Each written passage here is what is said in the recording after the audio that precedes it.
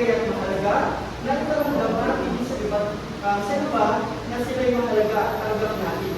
Sa malimit na paraan, isang simple ka o pag-ibig ay maaaring makapagbigay ng hindi sa kanilang puso. Maraming salamat din na Mark sa inyong pagbabahagi at sa ating mga manonood. Tandaan, ang pagmamahal at pag-isama ay bahagi ng ating pagpunlan bilang tao. Hanggang sa muli, dito sa usapin ng namin. So, nakapagpapang pa, simulan tayo ng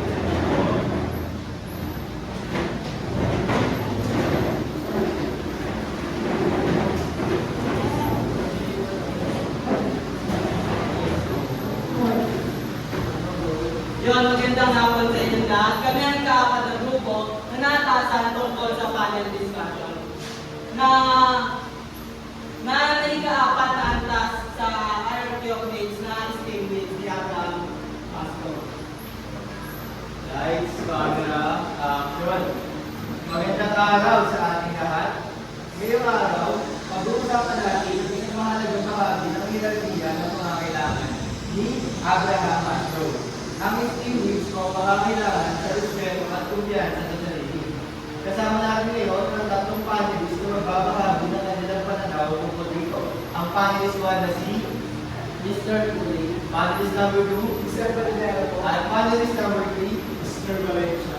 Para sa unang tanong, Mr. Panelist 1, ano ang kahulugan ng STEAM needs at bakit ito mahalaga?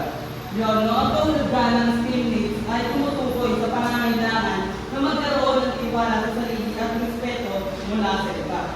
Dito papasok ang pagkilala sa aking sarili, kakayahan, pagkaroon ng mataas na kumpiyansa, at pagtanggap ng pagpapahalaga mula sa ating paligid. Napakahalaga ito sa ating pang-araw-araw na buhay, no? Para naman sa pangalawang tanong, panelist number 2, ano ang epekto ng mababang self-esteem sa isang tao? Kapag mababa ang self-esteem ng isang tao, nagiging mahinaman yung loob. Natawa siya magpahal ng kanyang salawin at madala siya may pangamba sa paggawa ng desisyon. Maaaring naman ito sa anxiety o depression dahil pakiramdam niya ay hindi siya sapat o hindi siya pinapakalagahan ng iba. Yun, tama ka din dyan. Kaya naman, mahalagang itaas natin ang ating kumpiyansa sa sarili. Ngayon naman, para sa ating panelist number 3, ano ang mga paraan para mapalakas ang ating self-esteem? Maraming paraan na una, dapat natin kilalanin ang ating sarili kakayahan at pagkabay. Pangalawa, mahalaga ang magkaroon tayo ng mga positibong tao sa ating paligid na sumusuporta sa atin. At pangatlo, dapat natin iwasan ang labis na pagkakaroon sa iba at sa halipay ito ng ating pagsasanay sa pagkakaroon. Ayun, napakaganda ng inyong mga sagot. Ang self-esteem needs ay isang mahalagang antas sa hierarchy ni Maslow dahil nagbibigay ito sa atin ng motibasyon upang mapatuloy sa buhay at mabot ang mas mataas pang antas, ang self-actualization.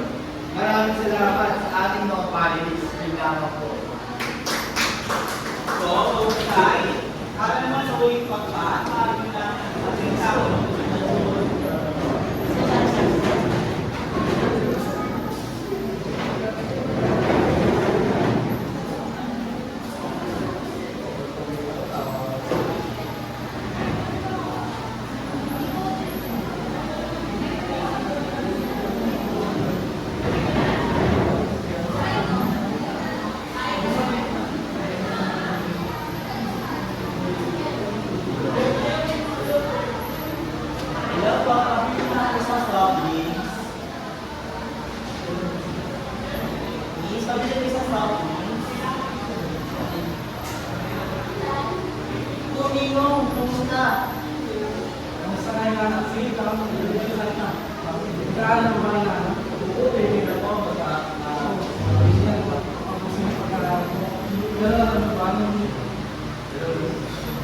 Yung bata pa ako, madalas ako sabihin na hindi ko ako ng mga pangarap ko.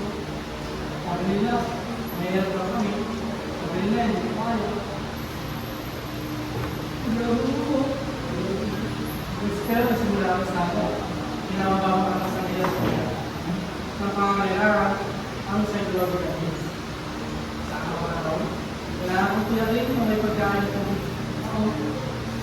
Yun ay safety needs.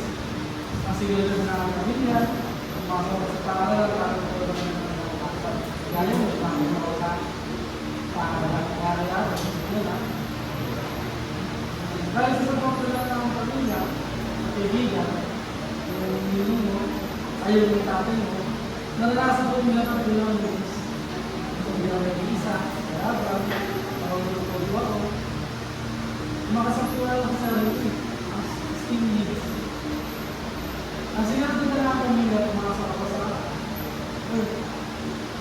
Nalaman ko lang ayaw ko para pamagin na ako ng panahon. Kaya ito lagi ko mga harap. Ang yun, dahil ko ako isang guna, sa pinapagsalita, isang taong nakatayo sa harap mo, nakaupo ko pala. Pero kasi ako mag-rejection. Ang pinakamataas na ako sa European Master. Ito yung tungkol sa pagkabot ng potential na lahat ng mga mahal. Abot mo, huwag yung pangarap lang. Pagsasakot pa lang ng galing sa buhay, at magbibigay ko sa mga kaya ko, mga sigaw ko, kasi wala lang ako ngayon. Kaya sa ikaw, minsan na nangarap ka at nagkakalala, tandaan mo, kaya mo naman. Hindi madali mo masasabi ng buhay, pero ako ang nangyari ka. Ako noon nangarap ko lang, pero ngayon, sila ang patuloy sa buhay mo.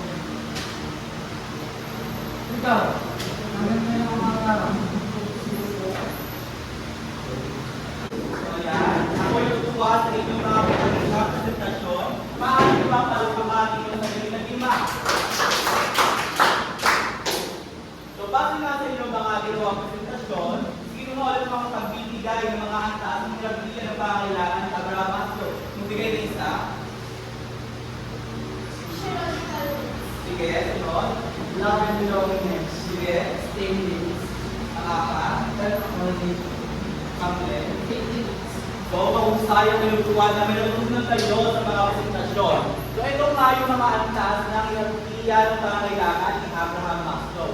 Una na nga dyan, axiological na pangailangan or physiological needs, kung saan ito yung matayang pangailangan ng isang tao para mabuhay. Dito mo ang mga pagkain, tubig, hangin, at pahinga, pati na rin ang tirahan.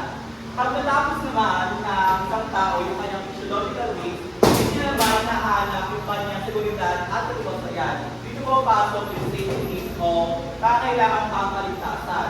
So pag namaligtas na o matiwasay na ang buhay ng isang tao, hinahanap niya naman yung kanyang pangipagkapwa o pagkamahal, pangipagkatigan sa iba. Dito po pasok yung love and belongingness needs or yung pangailangan malipunan. Ngayon, nahanap yung bahagi na yung isang tao, hinahanap niya naman yung kanyang respeto sa sarili, pakinalin sa iba, dito mo pasok yung esteem needs. At panghuli naman, ang pinakamataas na antas sa hierarkiya ng pangailangan ni Abraham Maslow ay yung self-actualization. Dito, isinahanap na or nais na ng isang tao na makamit niya yung kanyang pangarap o yung kanyang buong potential. So, ito yung limang hierarkiya ng pangailangan ni Abraham Maslow. So, ang inyong score sa inyong presentasyon ay bibigay na lamang sa inyong mga leader. So, ang last test, yung tanong ko sa iyo, bakit sa tingin mo mahalaga ang bawat antas ng